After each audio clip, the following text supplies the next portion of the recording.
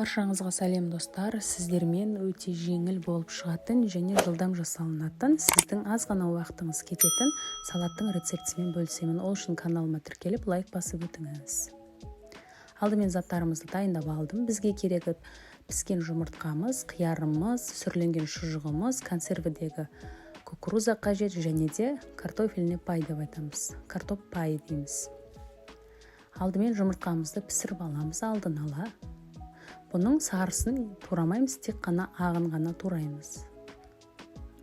5 жұмыртқаны алып, осылай ұзыншалап етіп турап алдым. Сарысын мүлдем қоспаймыз.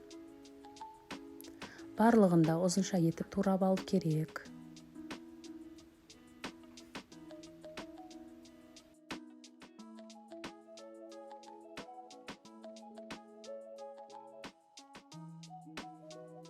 Енді балғын қиярымызды алып, бірінші ұзынша етіп турап аламыз, сосын қиғашынан етіп, бұны да ұзын етіп турап аламыз.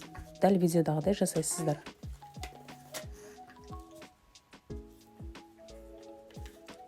Ұзын етіп турасақ, сонда салатымыз өте әдемі болып көрінеді.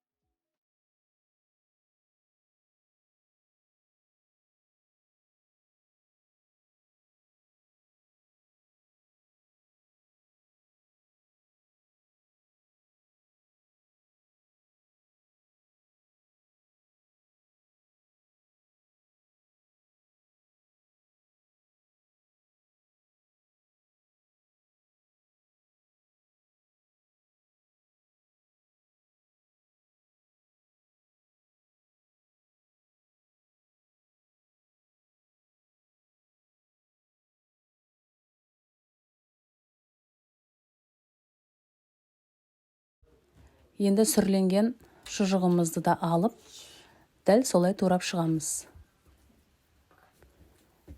Алдымен осылай турап аламыз, сосын ұзынша етіп турап алу керек. Барлығы да бірдей болады.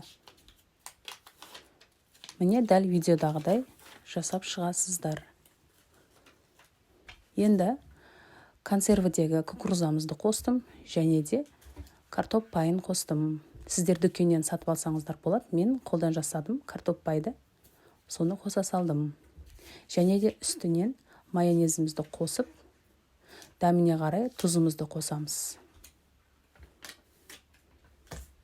Майонезді де өзіңіз көз мөлшерімен қосып араластырып аласыздар.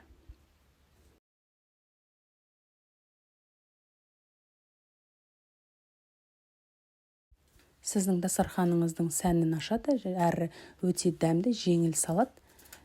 Қонақ келген кезде лезде дайындап жасап қоятын салат. Сізде жасап көріңіз, жасауға кеңес беремін. Егер сізге видео ұнап жатса, каналыма тіркеле кетіңіз. Қазақша каналдың дамуына үлесіңізді қосыңыз. Сіздерден лайк күтемін, және де каналыма тіркелуді сұранамын.